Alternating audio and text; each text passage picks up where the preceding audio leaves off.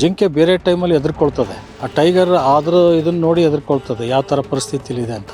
But ನಾವು ಪಕ್ಕದಲ್ಲೇ ನಡ್ಕೊಂಡು ಹೋಗೋದು ನೋಡಿದ್ದೀವಿ. ಬ್ಲಡ್ ಫ್ಲೋ ನೀವು ಒಂದು ಸರಿ ಇದನ್ನು ಹಿಡ್ಕೊಂಡ್ಬಿಟ್ರೆ ಇದು ನಾವು ಸ್ವಲ್ಪ ಈ ಪ್ರಾಣಿ ಹಿಂಗೆ ಕತ್ತಲಾಡ್ಸುತ್ತೆ, ಅದು ಡೀಪ್ ಹೋಗ್ತದೆ ಅದರ ಹಲ್ಲುಗಳು.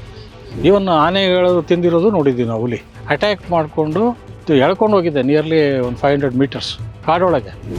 ಇಫ್ ಅಟ್ ಆಲ್ ಟೈಗರ್ ಸ್ವಲ್ಪ ಭಯ ಪಡೋದು ಯಾವುದಪ್ಪ ಪ್ರಾಣಿ ಅಂದರೆ ಆನೆ ಸ್ವಲ್ಪ, ಯಾಕಂದರೆ ಅವು ನುಗ್ತವೆ. ಒಂದು ದೊಡ್ಡದು ಬುಲ್ ಕಾಟಿ ನೋಡಿಯೋದು ಅಷ್ಟು ಸುಲಭ ಇಲ್ಲ. ಈ ಟೈಗರ್ಸು ಅಷ್ಟೇ ಕ್ರೌಚ್ ಮಾಡ್ತವೆ ಫಸ್ಟು.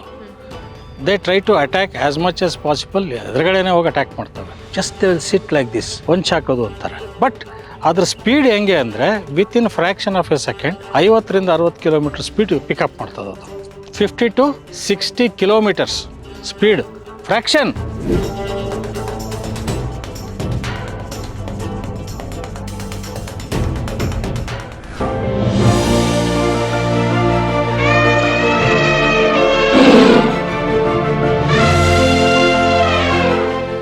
ಸರ್, ನಾವು ಹುಲಿಗಳ ಬಗ್ಗೆ ಮಾತಾಡ್ತಿದ್ವಿ. ಆವಾಗ ನಿಮ್ಮ ಮಾತಲ್ಲಿ ಒಂದಷ್ಟು ವಿಚಾರಗಳು ಬಂತು which will be very curious ಅನ್ನಿಸ್ತು.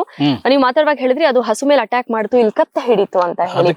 ಅದ್ರದ್ದು ಹಂಟಿಂಗ್ ಸ್ಟೈಲ್ ಅಂಡ್ ಸ್ಕಿಲ್ಸ್ ಅಂತ ಹೇಳೋದಾದ್ರೆ ಯಾಕೆ ಕತ್ತೆ ಹಿಡಿಯುತ್ತೆ? ಸಾಮಾನ್ಯವಾಗಿ ಅದನ್ನ ಮರಿನ್ ಎತ್ಕೊಂಡು ಹೋಗುವಾಗ್ಲೂ ಕತ್ತಿಂದಾನೇ ಹಿಡ್ಕೊಂಡು ಹೋಗುತ್ತಲ್ವಾ, ಸಾಮಾನ್ಯ ಅಬ್ಸರ್ವ್ ಮಾಡಿದೀವಿ. ಒಂದಪ್ಪ, ಮನುಷ್ಯನಿಗೆ ಯಾವ ತರ ಸ್ಕಿಲ್, ನ್ಯಾಚುರಲ್ ಸ್ಕಿಲ್ ಇದೆ ಅಥವಾ ಅವ್ನ ಸ್ಕಿಲ್ ಡೆವಲಪ್ ಮಾಡ್ಕೋತಾನೆ using so many methods.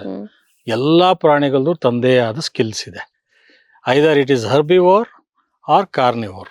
ಹರ್ಬಿವೋರು escape ಆಗುವಂತ ಸ್ಕಿಲ್ ಕಲ್ತ್ಕೊಳ್ತವೆ, ಕಾರ್ನಿವೋರು ಅಟ್ಯಾಕ್ ಮಾಡೋದು ಹೆಂಗೆ ಅಂತ ಸ್ಕಿಲ್ ಕಲ್ತ್ಕೊಳ್ತವೆ. You name any animal, it is having skill. ಈ ಟೈಗರ್ಸ್ ಅಷ್ಟೇ ಕ್ರೌಚ್ ಮಾಡ್ತವೆ first. They try to attack as much as possible, ಎದುರುಗಡೆನೆ ಹೋಗಿ ಅಟ್ಯಾಕ್ ಮಾಡ್ತವೆ. ಕ್ರೌಚ್ ಅಂದ್ರೆ ಔಚ್ ಹಿಂಗೆ ಕುತ್ಕೊಳ್ಳೋದು.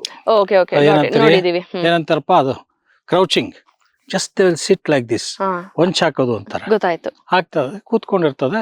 ಬಟ್ ಅದ್ರ ಸ್ಪೀಡ್ ಹೆಂಗೆ ಅಂದ್ರೆ within fraction of a second 50ರಿಂದ 60 ಕಿಲೋಮೀಟರ್ ಸ್ಪೀಡ್ ಪಿಕಪ್ ಮಾಡ್ತದೆ ಅದು.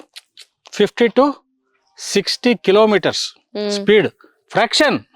ನೀವು ಇಲ್ಲಿಂದ ಅಲ್ಲಿ ಹೋದ್ರೊಳಗೆ ಅವರು 50 ಕಿಲೋಮೀಟರ್ ಆಗ್ಬಿಡ್ತಾನ. ಸೊ ಈಗ ಯಾವ್ದೋ ಹೊಸ ಮಾಡಲ್ ಕಾರ್ಗಳು ಬಂದಂಗೆ. ಸೊ ಅದೊಂದು ಇದಿದೆ. ಇನ್ನೊಂದು ಏನಪ್ಪಾ ಅಂದ್ರೆ ಇದಕ್ಕಿಂತ ಇದ್ರಲ್ಲಿ ತಪ್ಪಿಸ್ಕೋಬೇಕಾದ್ರೆ ಆ ಸಂಬಂಧಪಟ್ಟ ಪ್ರಾಣಿದು ಜಾಸ್ತಿ ಇದಿರ್ಬೇಕಲ್ಲ, ಸ್ಪೀಡ್ ಇರ್ಲೇಬೇಕು. ಆಮೇಲೆ ಅದರದೇ ಆದ ಸ್ಕಿಲ್, ಯಾವ ತರ ಅಲರ್ಟ್ನೆಸ್ ಮಾಡೋದು ಏನು ಅದರದ್ದು ಇರ್ಬೇಕು ಸ್ಕಿಲ್. ಸೊ ಇದೊಂದು ಏನಂದ್ರೆ ಇದು ಹಿಂದ್ಗಡೆನೆ ಅಟ್ಯಾಕ್ ಮಾಡೋದು. ಯಾವುದು ಹಿಂದ್ಗಡೆ ಮೀನ್ಸ್ ಹೋಗಿ ಮೇಲೆ ಹಾರ್ತದೆ. ಹಾರಿದ್ರು ಸಹ ಈ ಕತ್ತಿನ ಪೋರ್ಷನ್ ಹಿಡಿತದೆ, ಜುಗ್ಯುಲರ್ ವೈನ್ಸ್ ಅಂತ ನಾವ್ ಏನ್ ಕರಿತೀವಿ. ಬ್ಲಡ್ ಫ್ಲೋ ನೀವು ಒಂದ್ಸರಿ ಇದನ್ನ ಹಿಡ್ಕೊಂಡ್ಬಿಟ್ರೆ ಇದು ನಾವು ಸ್ವಲ್ಪ ಈ ಪ್ರಾಣಿ ಹಿಂಗ್ ಕತ್ತಲಾಡ್ಸುತ್ತೆ, ಅದು ಡೀಪ್ ಹೋಗ್ತದೆ ಅದ್ರ ಇದು ಹಲ್ಲುಗಳು. ಡೀಪ್ ಹೋದಂಗೆ ಆ ಹೋಲ್ ಬ್ಲಡ್ ಫ್ಲೋ ಜಾಸ್ತಿ ಆಗ್ತಾ ಹೋಗ್ತದೆ. ಸೊ ಬ್ಲಡ್ ಫ್ಲೋ ಜಾಸ್ತಿ ಆಯ್ತು ಅಂದ ತಕ್ಷಣ ಇದು ಸ್ವಲ್ಪ ಅದ್ರ ಕಾನ್ಶಿಯಸ್ ಕಡಿಮೆ ಆದ ತಕ್ಷಣ ಹಿಂಗ್ ಹೊಡೆದು ಬಿಡ್ತವೆ. ಸೊ ಕತ್ತು ಮುರಿಯೋದು ವೀಕೆಸ್ಟ್ ಪಾಯಿಂಟ್, ಎಲ್ಲಾ ಪ್ರಾಣಿಗಳದ್ದು ವೀಕೆಸ್ಟ್ ಪಾಯಿಂಟ್ ಇದೆ. ಸೊ ಹಿಂಗ್ ಹೊಡೆದು ಕತ್ತು ಮುರಿತು ಅಂತಾರ ನೋಡಿ, that is the thing. Jugular vein puncture ಮಾಡ್ಬಿಡ್ತಾರೆ. ಮಾಡಿ ಅಲ್ಲಿ ಮುಗೀತು ಪ್ರಾಣಿಗಳ ಕತೆ. ಅದು ಬಿದ್ದೋಗುತ್ತೆ. ಬಿದ್ದ ಮೇಲೆ ಎಷ್ಟು ಬೇಕೋ ಅಷ್ಟು ತಿನ್ನತ್ತೆ, ಅಥವಾ ಪೊದೆನಲ್ಲಿ ತಗೊಂಡು ಹೋಗುತ್ತೆ, ಸ್ವಲ್ಪ ಎಳ್ಕೊಂಡು ಹೋಗುತ್ತೆ ದೂರ. ಇವನ್ ಆನೆಗಳು ತಿಂದಿರೋದು ನೋಡಿದ್ವಿ ನಾವು. ಹುಲಿ ಆನೆ ಒಂದು 10-11 ವರ್ಷ 14 ವರ್ಷದ ಆನೆನ ಅಟ್ಯಾಕ್ ಮಾಡ್ಕೊಂಡು ಎಳ್ಕೊಂಡು ಹೋಗಿದೆ ನಿಯರ್ಲಿ ಒಂದು 500 ಮೀಟರ್ಸ್ ಕಾಡೊಳಗೆ. ಕಲ್ಲಳದಲ್ಲಿ ಇದು ನಾನು ACF ಇದ್ದಾಗ ನೋಡಿದ್ದು. ಸೊ ಎಳ್ಕೊಂಡು ಹೋಗಿ ಒಂದು ಕಡೆ ಇಟ್ಕೊಂಡು ಸಂಪೂರ್ಣ ಒಂದೇ ದಿವಸ ತಿನ್ನಲ್ಲ ಅದು, ಎಷ್ಟು ಬೇಕೋ ಅಷ್ಟು ತಿನ್ನುತ್ತೆ. ತೊಡೆ ಪೋರ್ಷನ್ ಸ್ಟಾರ್ಟ್ ಮಾಡುತ್ತದು, ತಿನ್ನುತ್ತೆ, ಮತ್ತೆ ಉಳಿದಿದ್ ಬಿಡುತ್ತೆ. ಅದು ಕೊಳಿತಾ ಹೋದಷ್ಟು ಅದೇನ್ ಬಿಟ್ಟೋಗಲ್ಲ. ಈ ನಮ್ಗೆ ಸ್ವಲ್ಪ ಕೊಳಿತಾ ಇದೆ, ಇದು ಫುಡ್ ಸ್ವಲ್ಪ ಹಾಳಾಗ್ತಿದೆ ಅಂತ ಬಿಟ್ಟು ಹೋಗ್ತೀವಲ್ವಾ ನಾವು. ಬಟ್ ಹಾಗಲ್ಲ, ಇವು ತಿಂತಾ ಹೋಗ್ತವೆ, ತಗೊಂಡು ಹೋಗ್ತದೆ. ಮರಿಗಳಿದ್ರೆ 2 ವರ್ಷದವರೆಗೂ ಹೇಳಿದೆ ನಾನು, ಮರಿಗಳು ತಗೊಂಡು ಹೋಗ್ತದೆ. ಅದು ಹಂಟ್ ಮಾಡೋದು 100 ಹಂಟಿಂಗ್ ಇದ್ರೆ ಸರಾಸರಿ ಒಂದು 5ರಷ್ಟು ಅಷ್ಟೇ, ಅದು 5% ಅಷ್ಟೇ ಸಕ್ಸಸ್ ಆಗೋದು. ನೀವು ಮಾತಾಡ್ತಾ ಹೇಳಿದ್ರಿ ಅದು ಹಂಟ್ ಮಾಡಿದ್ದ ಅದನ್ನೇ ಇನ್ಯಾವ್ದಾದ್ರು ಡಿಸ್ಟರ್ಬ್ ಮಾಡ್ಬಿಟ್ರೆ ಬರಲ್ಲ ಅದು. ಏನ್ ಸೈಕಾಲಜಿ ಇಷ್ಟೇ. They feel that there is some danger to me. ಆಮೇಲೆ ದಿಸ್ ಇಸ್ ಆಲ್ರೆಡಿ ನಾವು ಈಗ ನಮ್ದು ವೆರಿ ಸಿಂಪಲ್ ಆಗಿ ಹೇಳ್ಬೇಕು ಅಂದ್ರೆ ಈ ನಮ್ಮ ಹಳೆ ಕಾನ್ಸೆಪ್ಟ್ ಇತ್ತು, ಒಬ್ರು ಏಂಜಲ್ ಮಾಡಿದ್ದನ್ನ ಬಿಟ್ಟೋದಿಲ್ಲ ನಾನು ಅಂತೇಳಿ ಹಳೆ ಕಾನ್ಸೆಪ್ಟ್ ಇದಿಲ್ಲ.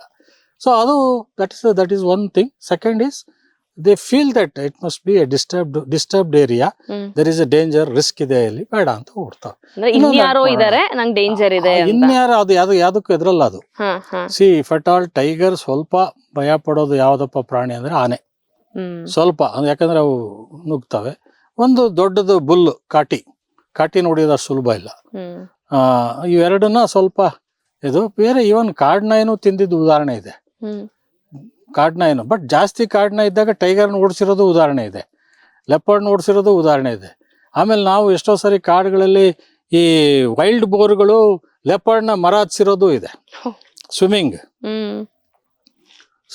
They are very good swimmers. ಊಟ ಆದ್ಮೇಲೆ ಅವು ಏನ್ ಮಾಡ್ತವೆ, ಚೆನ್ನಾಗಿ ಊಟ ಮಾಡ್ಬಿಟ್ರೆ ಹೋಗಿ ಇದರಲ್ಲಿ ಪಾಂಡಲ್ಲಿ ಮಲಗ್ಬಿಡ್ತವೆ.